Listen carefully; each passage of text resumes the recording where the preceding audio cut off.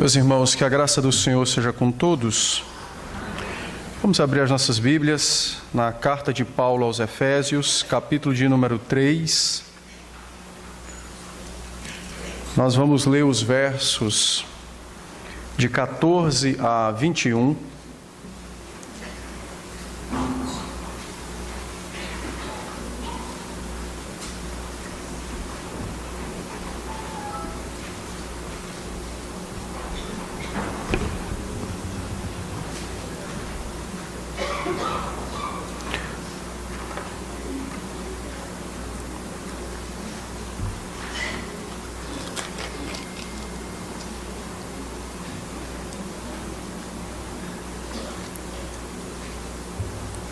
Efésios, capítulo 3, os versos de 14 a 21. Eu farei a leitura e os irmãos acompanharão nas suas Bíblias. Diz assim a palavra do Senhor: Por esta causa me ponho de joelhos diante do Pai, de quem toma o nome toda a família, tanto no céu como sobre a terra, para que, segundo a riqueza da sua glória, vos conceda que sejais fortalecidos com poder mediante o seu Espírito no homem interior. E assim, habite Cristo no vosso coração pela fé, estando vós arraigados e alicerçados em amor, a fim de poderdes compreender com todos os santos qual é a largura e o comprimento e a altura e a profundidade, e conhecer o amor de Cristo, que excede todo o entendimento, para que sejais tomados de toda a plenitude de Deus. Ora, aquele que é poderoso para fazer infinitamente mais do que tudo quanto pedimos ou pensamos, conforme o seu poder que opera em nós, a ele seja a glória na Igreja e em Cristo Jesus, por todas as gerações, para todos sempre. Amém. Vamos orar. Senhor, a sua palavra foi lida mais uma vez, e dessa feita com o propósito da pregação. Pedimos a sua graça e misericórdia, que o Senhor nos ilumine a nossa mente, o nosso homem interior, a fim de podermos discernir a sua voz, ouvi-la, e também receber as dádivas e bênçãos que o Senhor destinou para nós nessa noite, por meio da palavra, por meio da ação do Teu Espírito. Por isso fala a nós e abençoe-nos. Que o Senhor também seja comigo, que as minhas imperfeições, pecados, falhas, não sejam impedimentos para que o Teu povo ouça a Sua santa voz. Pelo contrário, que o Senhor, pelo Teu Espírito, fale a cada um de nós, minimizando então as falhas deste pregador. É em Cristo é que eu te peço essas bênçãos. Amém. Amém. Meus irmãos, no domingo passado, nós tratamos dos versos de 1 a 13, e eu mostrei que o apóstolo Paulo pretendia escrever a sua oração pela igreja dos Efésios. No verso 1 do capítulo 3, Paulo nos diz: por esta causa eu. E aí, ele, quando ia discorrer sobre a sua oração, aprove ao Senhor fazer com que ele fosse impedido e fizesse aquilo que nós chamamos de digressão, que é um afastamento do tema ou do seu propósito anterior, a fim de esclarecer, nutrir, a fim de tornar mais claro e mais eficaz aquilo que posteriormente será dito. E é exatamente isso que acontece aqui. O apóstolo Paulo, então, fez essa digressão, afastou-se da oração da qual ele iria registrar naqueles versos, a fim de tornar ciente a igreja dos Efésios o seu ministério apostólico e os benefícios que a igreja goza estando em Cristo Jesus. E um desses benefícios, como nós vimos domingo passado, é exatamente termos pregadores, termos alguém que nos fale da parte de Deus. Agora, então, o apóstolo volta ao seu tema original, ao assunto pelo qual ele queria tratar antes, E então, Paulo nos diz que, agora no verso 14 do capítulo 3, ele nos diz que ele se prostra de joelhos diante de Deus e então suplica ao Senhor pelo bem-estar espiritual da igreja dos Efésios e certamente da nossa igreja também, bem-estar esse que o Senhor Jesus já alcançou na cruz e que dos céus ministra a cada um de nós. Esse texto, de 14 a 21, ele é uma oração e ele se divide em 3 partes. Há uma introdução dessa oração, os versos 14 e 15. Os irmãos devem lembrar que a Bíblia, por inteira, nos fornece formas de oração, como oração dominical, sempre há uma introdução e, posteriormente, o desenvolvimento. Então, nós temos a introdução nos versos 14 e 15. Temos uma seção de pedidos que está nos versos de 16 a 19, sendo que essa seção, ela também é dividida em 3 pedidos. No texto grego fica muito claro a divisão dos pedidos quando o apóstolo Paulo usa uma preposição que nós traduzimos como para quê. Então, no verso 16, você tem ela no início, para quê? Você tem ela no verso 18, quando é traduzido a fim de, que é a mesma coisa, para quê? E no final do verso 19, na parte B do verso 19, quando ele diz para quê? Rina é essa preposição. Então, ela nos mostra o ponto final de um pedido e o início de um novo pedido. E esses 3 pedidos estão, então, nessa seção maior da sua oração, que é a seção do meio. E ele finaliza a sua oração com uma doxologia, os versos 20 e 21. E, por incrível que pareça, o apóstolo Paulo, extremamente muito metódico na composição das suas cartas, nessa carta ele foge um pouco da sua metodologia, porque é a primeira vez que Paulo encerra uma oração com doxologia.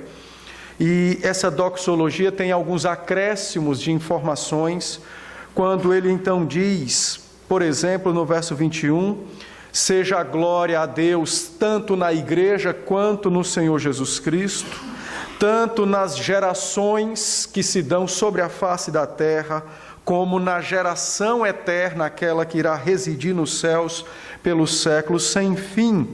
Então, há uns elementos adicionais a essa doxologia, e é por esta razão que nós compreendemos que aqui o apóstolo Paulo finaliza a primeira parte da sua carta, que é uma parte mais doutrinária, mais teológica, mas também muito pastoral.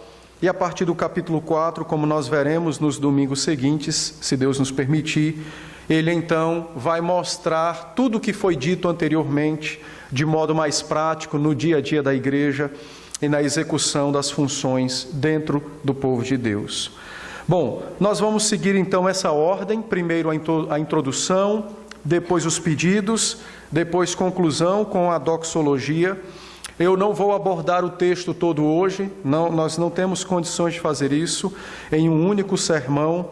Então hoje nós veremos a introdução e o primeiro pedido. Domingo que vem, se o Senhor nos permitir, nós veremos os outros 2 pedidos e a doxologia, concluindo então a exposição dessa passagem, dessa perícope.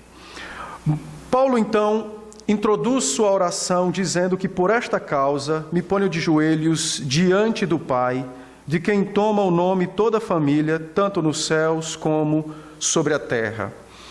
O apóstolo se dirige então ao Senhor, ao nosso Deus, a quem ele chama de Pai, e de fato Deus é o nosso Pai.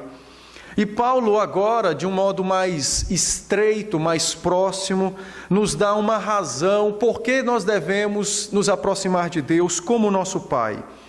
Paulo nos diz que Deus toma o nome de todas as famílias, ou de todos os grupos familiares, tanto daqueles que existem sobre a face da terra, quanto daqueles que estão acima da terra, nos céus.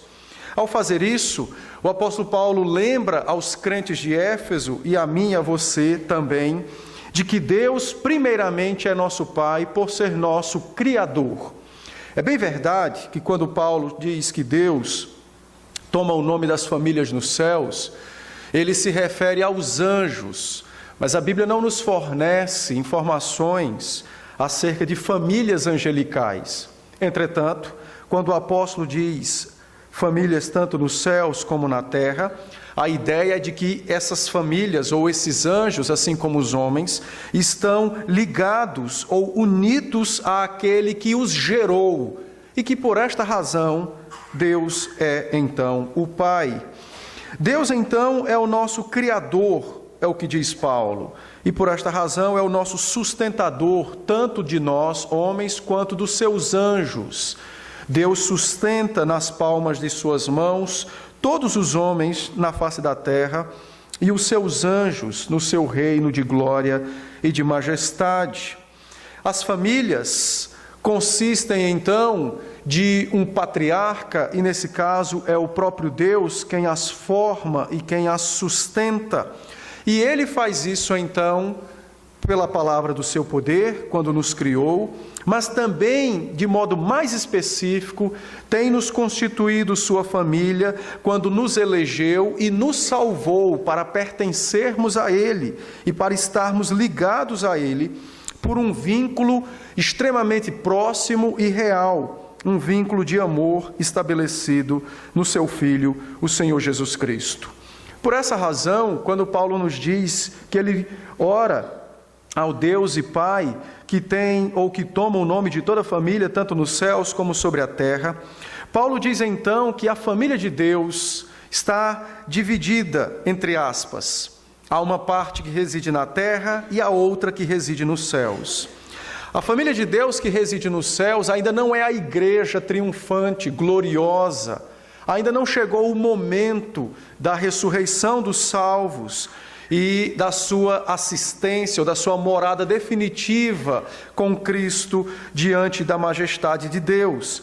Então, a família de Deus no céu são os anjos eleitos, aqueles que o servem, aqueles que o adoram. Anjos esses que nos acompanharão nos céus pelos séculos sem fim, no nosso culto e na nossa vivência com o Senhor pelos séculos, por toda a eternidade. Na terra, a família de Deus consiste então da igreja, composta, como nós vimos no capítulo anterior, de homens e mulheres de variadas nações. Pode ser grandes como podem ser pequenos, podem ser crianças como também podem ser velhos, mas o fato é que todos eles possuem uma relação filial com Deus, são filhos de Deus e Deus é o seu Pai. E desse modo, esses homens unidos a Deus por Jesus Cristo participam e possuem os mesmos privilégios. E isso só é possível porque todos, sejam nós agora, do presente, sejam os do futuro que nós ainda não os conhecemos, ou os do passado que nos precederam na fé, todos estamos em Deus por meio do Senhor Jesus Cristo. Então, a família que Deus toma nome é exatamente da igreja, dos seus santos, de cada um de nós. E a Bíblia sobejamente nos mostra essa informação de Deus conhecendo cada um dos que lhe pertencem. O próprio Senhor Jesus Cristo, em João capítulo 13, verso 1, disse então que na sua última ceia, sabendo das dores que passaria por nós na manhã seguinte, o texto então nos diz que Ele nos amou e amou-nos até o fim, porque amou aqueles que conhecia, os que eram seus. Então, Cristo, de fato, conhecendo plenamente cada um dos seus eleitos, tanto de homens quanto de anjos, os constituiu família de Deus. Mas, no caso do relacionamento dos homens com o Senhor, ele é muito diferente, mais estreito e mais próximo com Deus, por conta de que temos Cristo como nosso Redentor. No caso dos anjos, o seu relacionamento com Deus é de geração eterna, mas não possuindo Cristo como seu Redentor, apenas como seu Criador absoluto. Pois bem, Paulo então diz que Deus toma o nome de todos, e por esta razão é nosso Pai, tanto por criação quanto por salvação. E é por esta razão, pelo fato dele ser nosso Pai, tanto como Criador quanto como Salvador, é que nós podemos nos achegar a Deus em oração e lhe fazer um pedido: fortalece a minha relação contigo. Se esse pedido fosse feito na terra, imagine você, marido, dizendo para sua esposa um belo dia: olha, me ajuda a fortalecer a minha relação contigo.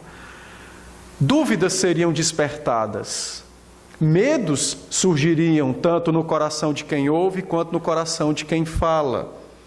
Haveria incertezas, discussões, uma série de problemas. E a razão é simples: como somos iguais, um pedido simples como esse pode gerar divisões, haja vista de que quem fala é pecador e de que quem ouve também é pecador. Mas quando Paulo diz Deus como nosso Pai, tanto como Criador quanto como Salvador, ele mostra então a íntima relação que existe entre Deus e a sua criação, de modo específico os homens, a sua igreja, os seus eleitos, os seus santos.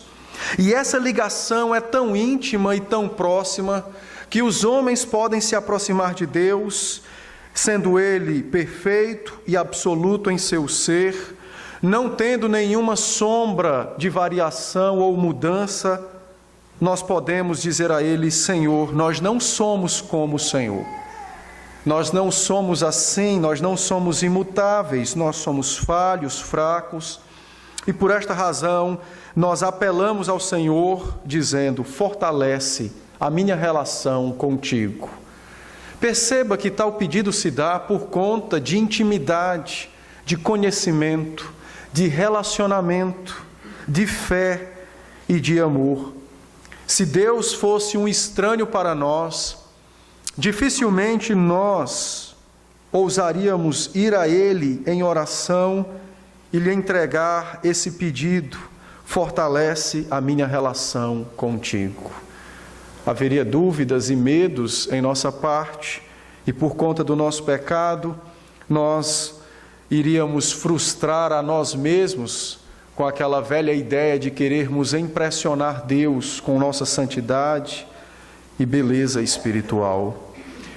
Paulo então nos diz que ele fala como um filho ao Pai, alguém que tem relacionamento, que tem proximidade.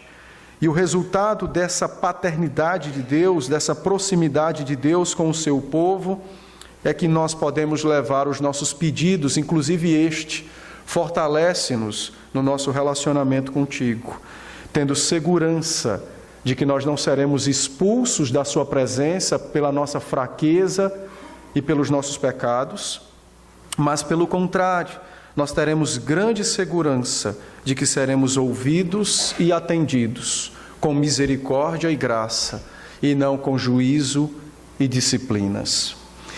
Por esta razão, então, por saber quem é Deus, por saber da sua relação com o Senhor, por possuir esse privilégio que todos os crentes possuem de ser um filho de Deus, de ter proximidade com Deus, de poder falar ao Senhor e expor todo o coração, Paulo então diz que por esta causa ele se pôs de joelhos diante de Deus, de quem toma o nome toda a família nos céus e bem como sobre a terra, para que segundo a riqueza da sua glória vos conceda que sejais fortalecidos com poder, mediante o seu Espírito no homem interior.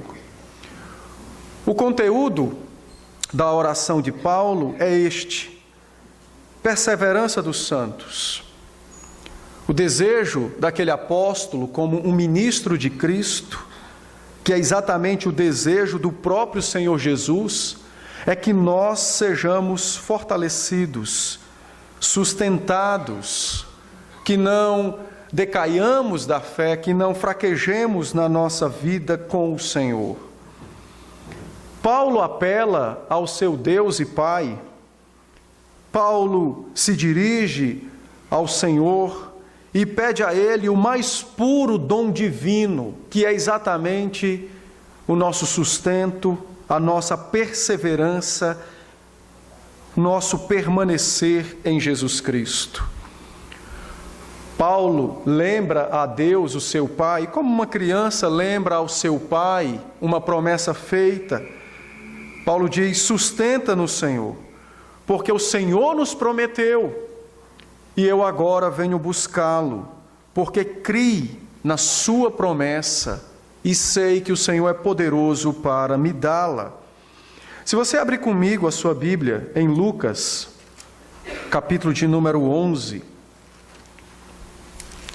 para os irmãos se situarem, eu não estou tratando do pedido ainda, estou apenas na introdução da oração. Lucas 11, os versos de 9 a 13, o apóstolo está lembrando exatamente de uma promessa que o Senhor Jesus Cristo fez. Quando o Senhor Jesus disse aos seus discípulos: por isso vos digo, pedi e dar-se-vos-á, buscai e achareis, batei e abri-se-vos-á. Pois todo o que pede recebe, e o que busca encontra, e a quem bate abrir-se-lhe-á.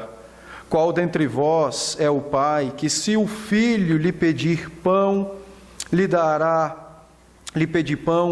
uma pedra?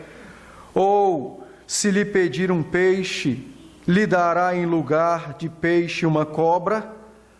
Ou, se lhe pedir um ovo, lhe dará um escorpião?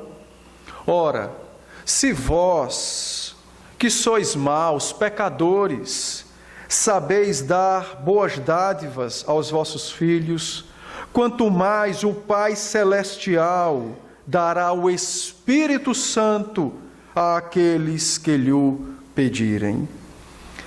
Paulo está exatamente lembrando esta promessa que o Senhor Jesus fez ao próprio Pai.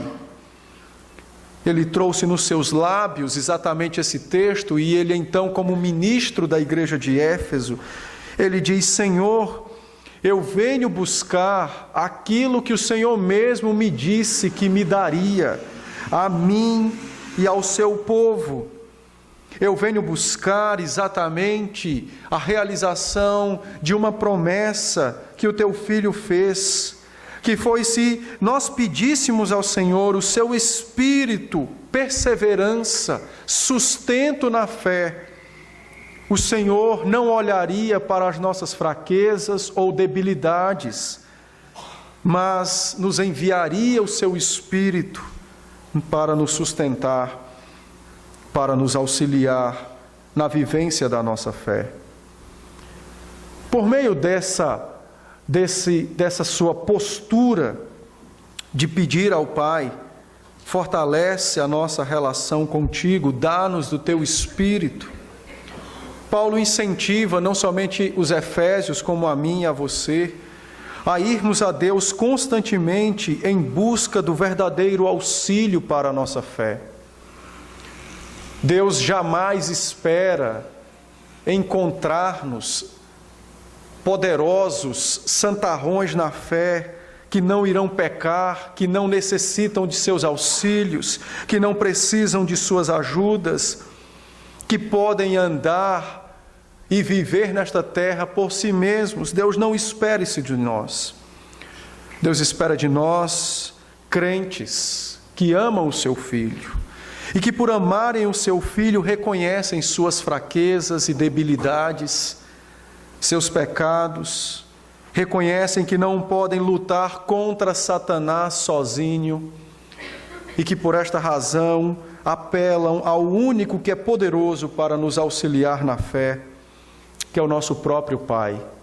Se colocam de fato como filhos em necessidade e buscam ao Pai porque têm proximidade, relacionamento, porque confiam no Senhor. Paulo nos disse nesse texto, ou nos diz, que diante da majestade de Deus, ele se ajoelhou, diante do seu Pai, ele se prostra. E é interessante porque no mundo antigo, no Oriente Antigo, a posição de joelhos significava subordinação, subserviência, adoração. É necessário eu dizer aos irmãos que a oração que chega aos céus não é aquela que é feita de joelhos apenas, mas é exatamente aquela que é feita com fé por meio de Cristo. O que Paulo fez ao se ajoelhar diante de Deus não foi querer mover o braço de Deus por ver a sua postura, mas foi exatamente por temer a Deus e por reverenciar, respeitar o Senhor, que os seus joelhos não puderam permanecer firmes, mas se dobraram diante da majestade e da santidade do seu Pai, que é nosso Pai. Os judeus, para os irmãos terem uma ideia, oravam em pé, de braços estendidos, de palmas de mãos para cima. Era a posição das orações judaicas, como de fato alguém que está para receber de outro algo que havia pedido. Mas quando Paulo disse que se pôs de joelhos, ele mostra então humildade e ao mesmo tempo o seu intenso desejo de glorificar a Deus naquele momento por meio de uma súplica, qual? A que Deus, pelas riquezas da sua graça, fortalecesse os crentes, e a ele próprio Paulo, no seu relacionamento com o próprio Deus. É verdade, meus irmãos, que gestos e posturas não significam nada para Deus se o coração não se curvar diante da santidade de Deus. Esse é o argumento de muitos para querer se portar na igreja de qualquer maneira. Mas também é verdade de que quando o coração é tocado pela santidade de Deus, é impossível o corpo não se prostrar diante dessa santidade. Quando a mente humana é afetada pela majestade de Cristo, o corpo é movido por essa mente afetada.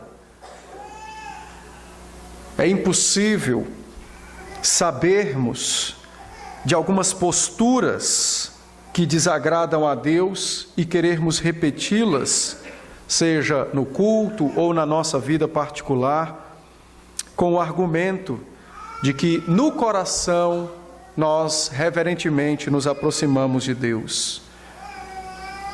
O certo é que quando os corações são afetados, o corpo expressa, e ele faz isso, humilhando-se diante da majestade e da glória do nosso eterno e bendito Pai, o Pai do nosso Senhor Jesus Cristo.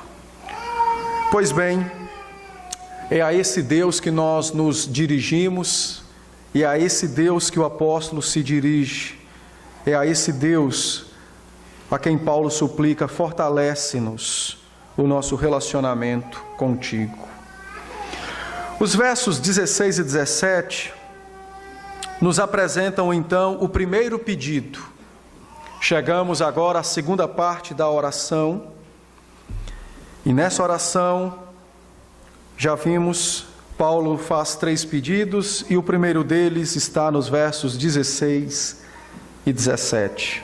E diz assim: tudo isso, toda a introdução, para que propósito? Segundo a riqueza da sua graça, da sua glória, vos conceda que sejais fortalecidos com poder, mediante o seu Espírito no homem interior, e assim habite Cristo no vosso coração pela fé, estando vós arraigados e alicerçados em amor. O primeiro pedido do apóstolo, ou na verdade todos os demais pedidos, eles expressam uma doutrina. a doutrina da perseverança dos santos. E eu quero ler para os irmãos o capítulo de número 18 da Confissão de Fé, que ela expressa muito bem essa doutrina a qual o apóstolo pede aqui. Capítulo 17, perdão. Perseverança dos santos. Diz assim: os que Deus aceitou em seu bem-amado Jesus Cristo, os que Ele chamou eficazmente e santificou pelo seu Espírito, não podem decair do estado de graça, nem total, nem finalmente, mas, com toda a certeza, hão de perseverar nesse estado até o fim e serão eternamente salvos. Seção 2. Essa perseverança dos santos não depende do livre-arbítrio deles, mas da imutabilidade do decreto da eleição, procedente do livre e imutável amor de Deus Pai, da eficácia do mérito e intercessão do Senhor Jesus Cristo, da permanência do Espírito Santo e da semente de Deus neles, a fé, e da pureza e da natureza do pacto da graça. De todas essas coisas vem sua certeza e infalibilidade. Porém, é possível que, pelas tentações de Satanás e do mundo, e pela força da corrupção neles, nosso próprio pecado, pela negligência dos meios de preservação, podem cair em graves pecados e por algum tempo continuar neles, incorrendo assim no desagrado de Deus, entristecendo o seu Santo Espírito e de algum modo, serem privados das suas graças e confortos. Tendo o seu coração endurecido e a sua consciência ferida. Prejudicam e escandalizam os outros e atraem sobre si juízos temporários. Mas é impossível que caiam total ou finalmente. Mas é possível que nós deixemos a casa de nosso Pai por algum momento na nossa vida cristã. É sobre isso que Paulo está tratando nessa oração, sobre a perseverança dos santos. O apóstolo, como ministro de Cristo, pastor daquela igreja, tem exatamente o desejo que o próprio Senhor Jesus tem, nós já vimos. E Paulo então pede ao Senhor: Pai, fortalece os teus santos, fortalece os teus crentes, a fim de que eles não desanimem nas tribulações da vida, a fim de que eles não fraquejem diante da corrupção que habita em seus próprios corações, a fim de que eles não desmaiem diante da resistência e oposição de Satanás às suas vidas, a fim de que eles não decaiam desse estado de graça por conta de sofrimentos, de dores, de tentações, de pecados e de sua própria corrupção que tenazmente os assedia, batendo à porta de suas vidas. Paulo diz: Pai, os teus santos necessitam de suprimentos diários da tua força. É o teu poder, ó Deus, que vai capacitar cada um desses crentes a exercer a graça de Cristo que foi e que é dada a eles, que habita neles. É pelo teu poder, ó Pai, que os teus santos poderão de fato realizar os seus deveres, simples como lhe prestar culto, orar, ler a palavra, amar uns aos outros, perdoar uns aos outros, suportar os mais fracos, pregar o evangelho. É pelo seu poder que os crentes poderão de fato suportar e resistir o maior de seus inimigos, Satanás, que é ardiloso, é engenhoso nos seus planos malignos, que conhece perfeitamente a história humana e já sabe de có e salteado aonde os homens caem, que conhece as fraquezas. É pelo teu poder, ó Deus, que os teus santos poderão enfrentar esse tão poderoso inimigo e vencê-lo. É pelo teu poder, ó Deus, que os teus santos poderão combater os seus próprios corações corruptos. É pelo teu poder que eles receberão força dos céus para dizer não aos seus próprios desejos, para dizer não às suas próprias vontades. É pelo teu poder que os crentes poderão de fato dizer sim a Cristo no seu dia a dia, e esse sim significa carregar a sua cruz, que não é sofrimentos apenas, mas é exatamente a luta contra Satanás, contra a nossa corrupção, contra o nosso pecado, contra o pecado do outro. Quando o mais fácil é ceder, quando o mais fácil é fugir. Mas Paulo diz: Pai, é os teus santos que estão sobre a terra, são os salvos do teu Filho, os redimidos, os que foram achados e comprados pelo preço do sangue do Senhor Jesus Cristo. É estes que precisam diariamente de suprimentos da força divina para viver a palavra, para viver com Cristo, sendo que ao redor desses irmãos, a vida destes homens se configura de lutas, de dores, de problemas, de oposições, de tentações, de demônios. É pelo teu poder que eles poderão suportar as aflições da vida com alegria, sem murmurações.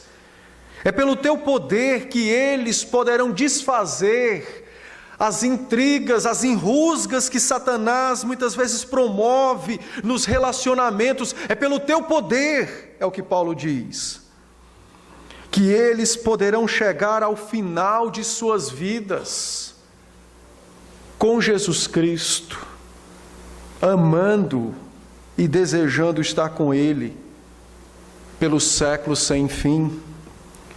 Então ele diz: segundo a riqueza da tua glória, vem, Senhor, e fortalece os teus santos com o teu poder. E é exatamente isso que nós precisamos entender. Paulo pede pela nossa perseverança, a perseverança dos santos. Vem, Senhor, é o que diz Paulo, supre diariamente a vida dos teus santos, preserva-os e faz com que eles sejam preservados em suas vidas e fé. Preserva-os, Senhor. Que a sua graça inunde seus corações, que suas almas sejam tomadas pela certeza de sua salvação. Quantas vezes pecamos por duvidar de nossa salvação, cedendo às tentações de Satanás, à nossa própria corrupção, e isso nos enfraquece, nos desencoraja. Quantas vezes na nossa luta e batalha diária contra o nosso próprio pecado, não vem à nossa mente pessoas que nos aconselham a desistir de Cristo, porque não vale a pena sofrer tanto por ele. E nos aconselham então a ceder na nossa fé, a ceder, a enlastecer, tornar flácido a nossa piedade, o nosso desejo de amar a Cristo, para que sejam amenizadas as dores, as lutas, as rejeições. E Paulo diz: Senhor, traz ao coração dos teus santos o fortalecimento pela certeza de sua salvação. O prêmio maior não está nessa terra, está nos céus. Dá a eles compreender estas verdades. Vem, Senhor, assiste-os, é o que Paulo diz, nas suas lutas diárias, nas suas batalhas dentro de seus próprios corações. Vem, Senhor, socorre os teus santos, muitos feridos, outros abalados, entristecidos, uns que andam cocheando. Vem, Senhor, e defende o teu povo pelo teu poder. Fortalece os teus crentes, é o que diz Paulo. Fortalece os teus santos. Derrama nos seus corações a certeza do seu amor por eles. Aplica dia após dia às suas vidas, às suas famílias, as tuas promessas, as ordenanças do Evangelho.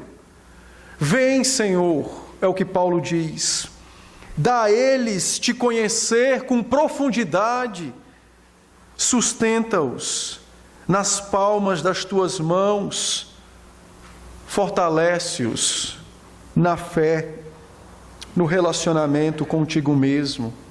Vem, Senhor, é o que diz o apóstolo Paulo. Que desejo celestial, que pedido santo, que coisa extremamente maravilhosa é o que nós ouvimos da boca desse pastor, certamente dirigido pelo próprio Espírito, dirigido por Cristo. Paulo diz: pelo teu poder, mediante o teu Espírito no homem interior. O Espírito é o instrumento de dinamizar, de tornar poderosa, de empoderar a vida dos crentes. Paulo diz: Senhor, não existe nada, nem nos céus e nem na terra, a não ser o teu Espírito, que possa visitar os salvos e fortalecê-los, e conduzi-los, e trazer a eles uma disposição de viver contigo, de viver pela fé, mesmo num mundo de incredulidade, como a própria palavra diz, onde Satanás reina. Mesmo neste mundo, Paulo diz: pelo teu Espírito, Senhor, eles podem viver contigo. Pelo teu Espírito, eles podem viver a fé. Pelo teu Espírito, eles serão preservados. Pelo teu Espírito, vai, Senhor, e fortalece os teus santos. Traz poder dos céus sobre a alma dos teus santos. Vem, Senhor, socorre os teus santos, a fim de que eles enfrentem as lutas, as dificuldades, a fim de que eles possam de fato e de verdade viver com Cristo pela fé neste mundo. Em Filipenses, capítulo 1, verso 19, falando sobre essa visitação poderosa do Espírito, preenchendo o homem interior dos crentes, trazendo uma disposição para viver a fé, o apóstolo Paulo diz assim: porque estou certo, irmãos, de que isto mesmo, pela vossa súplica e pela provisão do Espírito de Jesus Cristo, me redundará em libertação. Ele estava preso, e a fortaleza de Paulo está no Espírito que o visita, e ele diz: eu irei sair daqui para continuar vivendo com Cristo e para Cristo, pelo Espírito. É o Espírito que faz com que nós tenhamos essa disposição em nosso coração. A visitação do Espírito, meus irmãos, não é um retorno ao Pentecostes, com milagres, com coisas mirabolantes.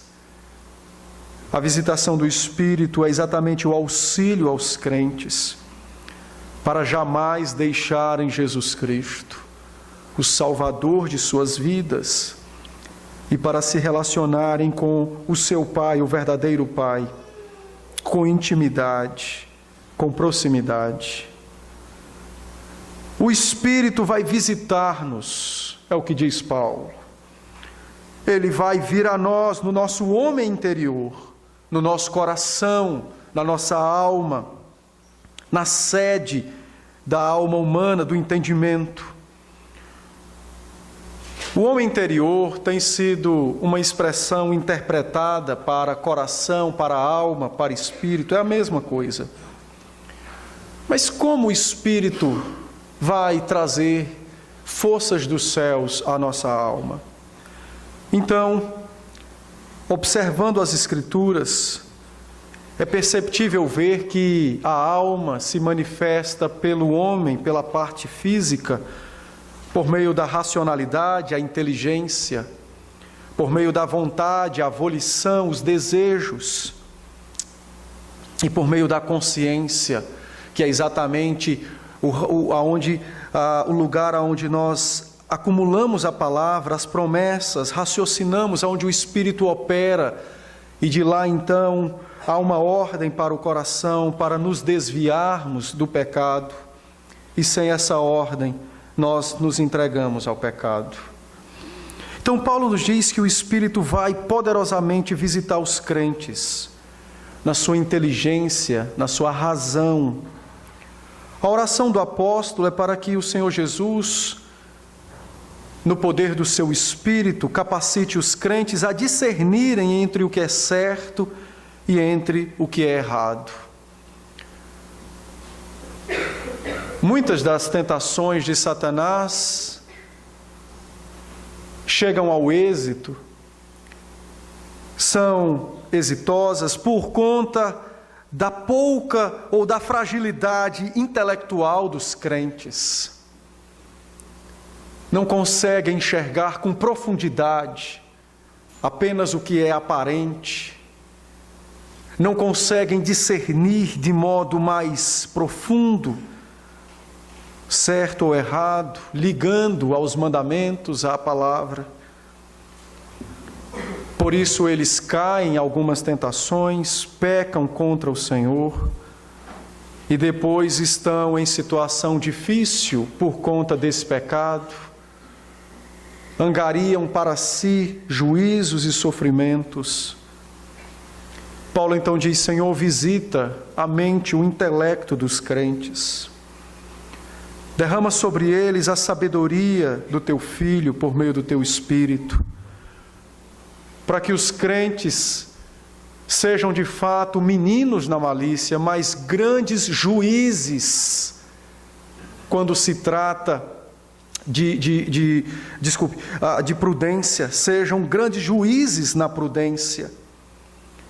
Paulo diz: Senhor, derrama sobre eles a sabedoria do Teu Filho. A única maneira de livrá-los das garras de Satanás é torná-los sábios para que vivam em santidade,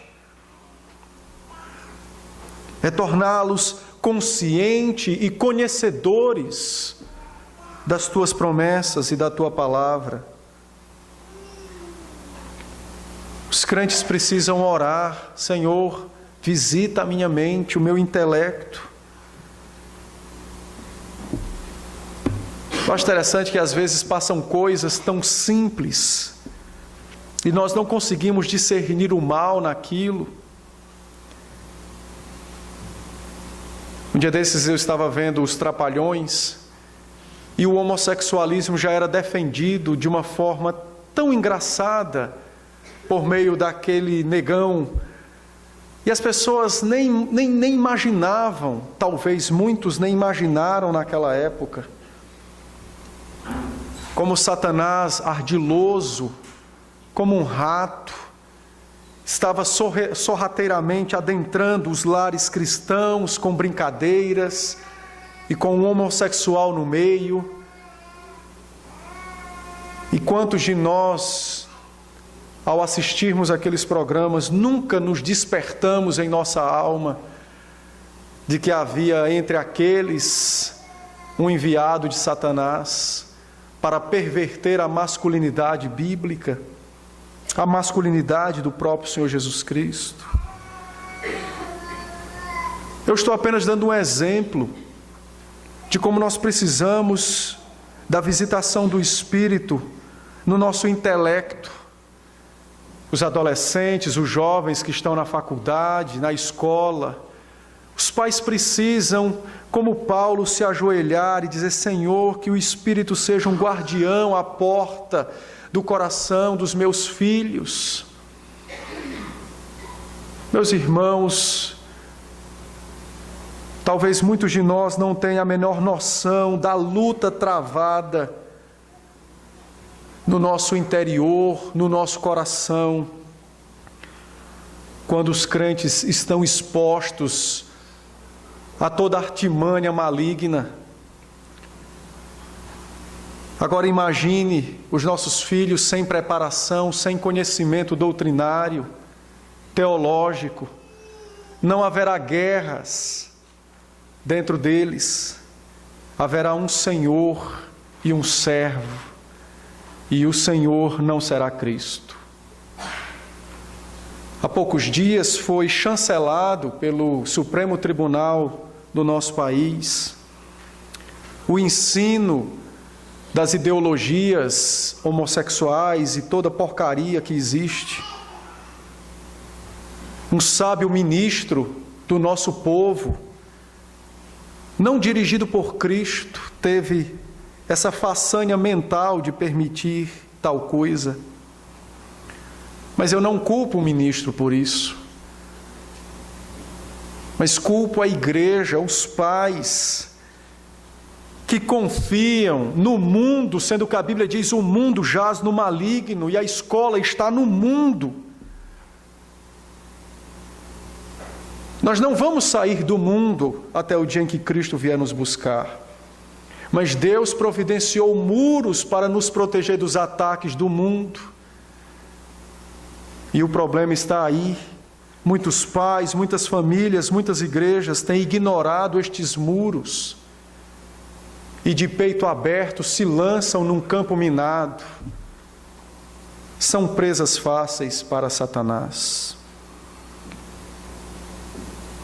Na escola, a incredulidade, o materialismo, o existencialismo, o hedonismo e toda desgraça que você possa imaginar. Escola, faculdade, por onde andar,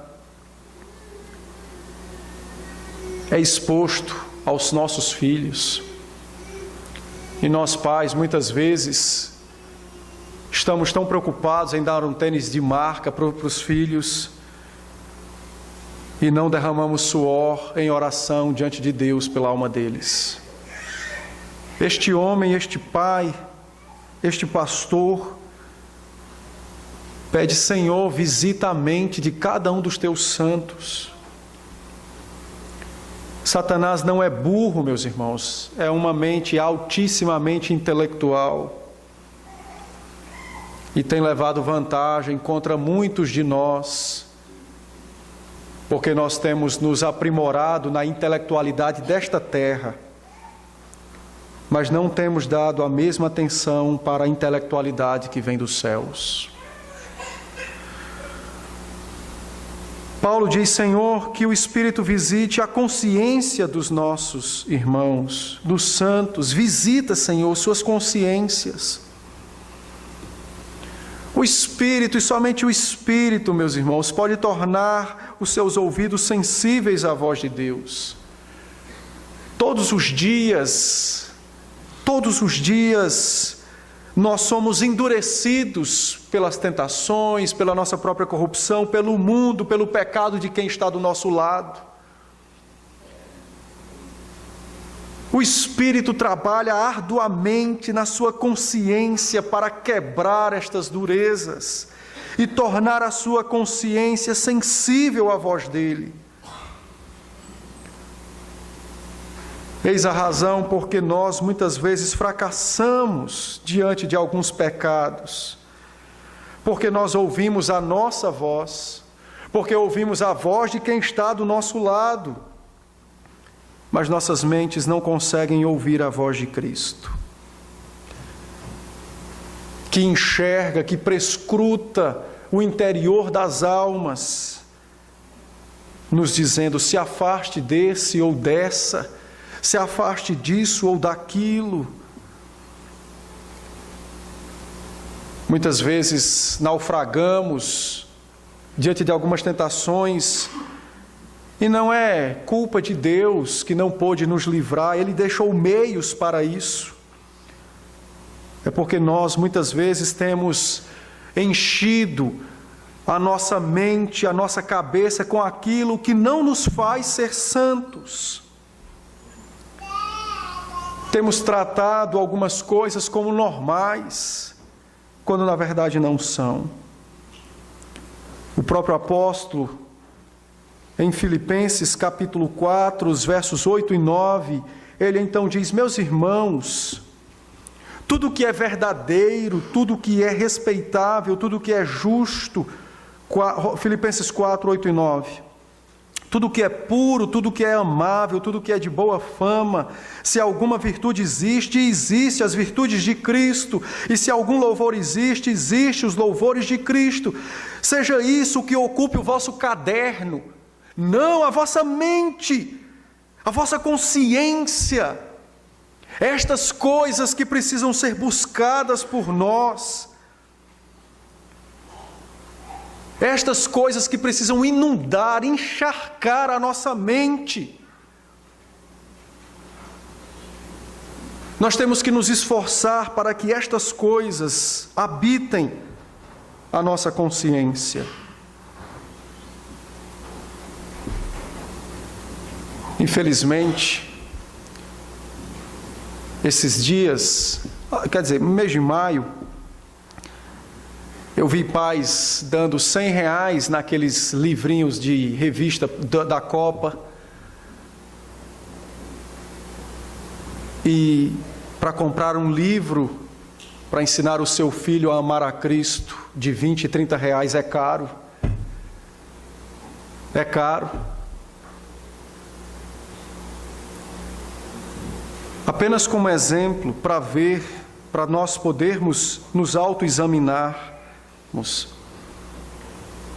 e podermos diagnosticar o que tem ocupado a nossa consciência, a nossa mente. Paulo diz: Senhor, olha a vontade dos teus santos, que o teu Espírito capacite os crentes, fortaleça os crentes a crescer no desejo de subjugar suas vontades à tua própria vontade. Paulo diz: Senhor, toma a vontade dos teus santos, faz nascer dentro deles um desejo incontrolável de te obedecer. E aí, meus irmãos, é necessário avaliar-nos. Quantas vezes nós lutamos contra a vontade de Cristo para satisfazer a nossa? Quantas vezes nós resistimos à vontade de Deus para que a nossa seja prevalecente? Quando, na verdade, o desejo de Deus é que o Espírito Santo trabalhe poderosamente na nossa vontade, nos fazendo crescer em desejo de subjugar nossa vontade à vontade de Deus. É tão lindo ouvir João Batista dizer que ele cresça e eu diminua. E por que a gente não quer isso? Não oramos por isso, não desejamos isso. É tão bonito ler em Gálatas 2:20, não vivo mais eu, mas Cristo vive em mim.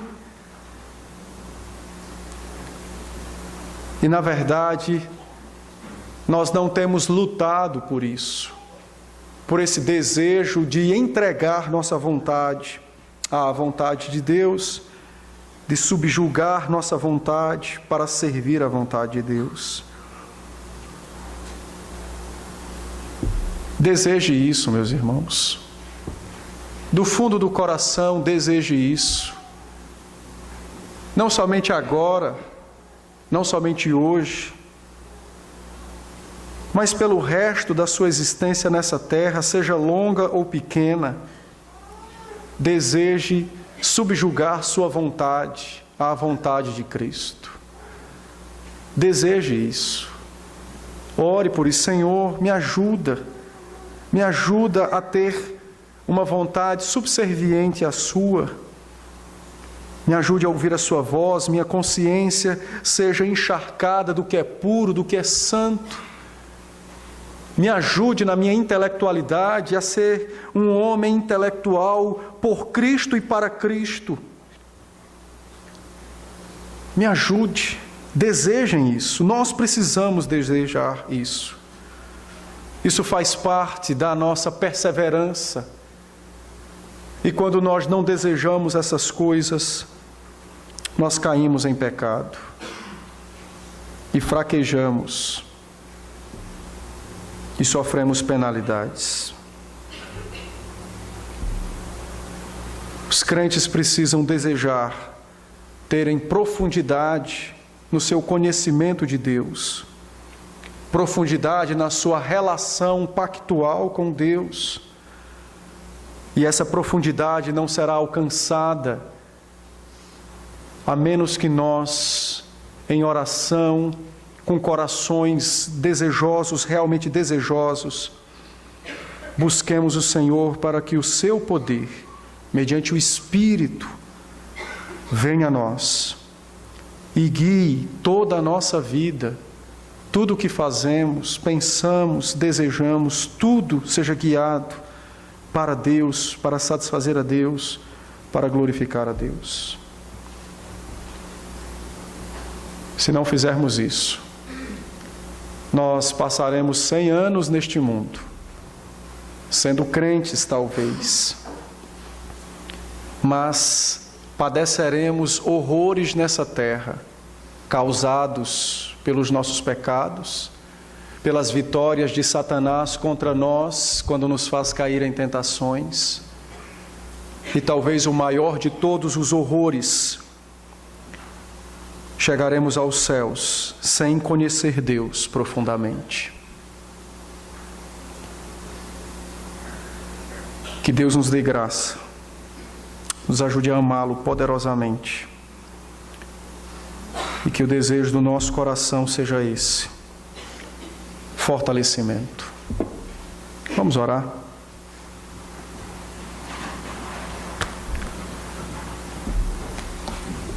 Domingo que vem eu continuarei ainda no primeiro pedido e nós prosseguiremos no restante do texto. Senhor, muito obrigado por esse momento, por ouvir a sua doce voz, palavra santa, e podermos contrastar toda a intenção do Senhor de nos dar o seu Espírito e a nossa intenção de buscar o Senhor, de buscar o Espírito. E podermos ver que, mesmo diante da nossa fraqueza em oração e em desejar o mais poderoso e sublime de todos os dons, a tua habitação, ainda assim o Senhor não nos lança da sua presença, não nos expurga da sua casa, mas visita-nos por meio desse texto, de uma oração. Levanta um apóstolo que teve a mente de Cristo, que foi visitado pelo Espírito para dessa forma suplicar, ensinar. Muito obrigado, Senhor. Obrigado porque o Senhor não nos deixa à mercê de nós mesmos, mas como um pai que a cada momento se agacha para levantar os filhos quando caem, assim é o Senhor conosco. Exaltado seja o teu nome. Ajude-nos a amar o Senhor verdadeiramente como nosso Pai, Ajude-nos a crer no Senhor e a nos relacionar com o Senhor de um modo mais íntimo, mais profundo. Ajuda-nos. Em nome de Cristo, ajuda-nos. Que Teu Espírito nos visite nessa noite e que afete todo o nosso homem interior pela Sua presença, pelo Seu poder e pela palavra de Cristo, para a glória do Teu nome, para nosso próprio bem, para a nossa perseverança e encontro com Cristo nos ares. Atende a nossa súplica. Em nome de Jesus que oramos. Amém.